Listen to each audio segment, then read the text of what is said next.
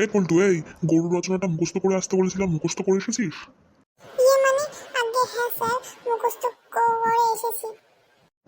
আজকে যদি না পারিস না, তাহলে দেখিস কানে কান ধরে ক্লাসের বাইরে দাঁড় করিয়ে রাখবো সবার সামনে। মানে তা বল দেখি।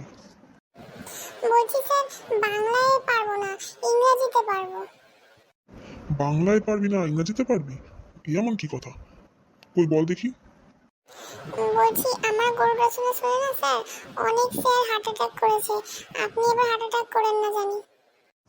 গরু রচনা শুনে আবার কেউ হার্ট অ্যাটাক করে নাকি? ও যারা করেছে করেছে, আমি ওরকম না। নে তুই বল বল। হ্যাঁ স্যার বলছি।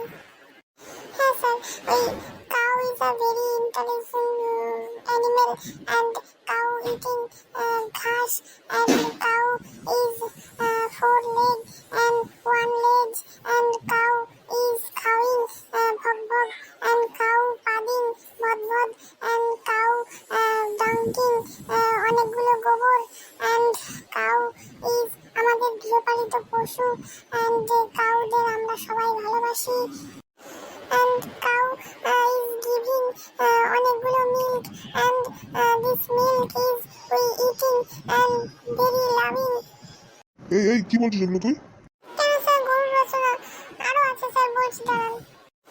কাউদের আমরা খুব ভালোবাসি, we love cow and cow is love me and cow is having গু অনেকগুলো অ্যান্ড দিস গোবর we make some grasses and.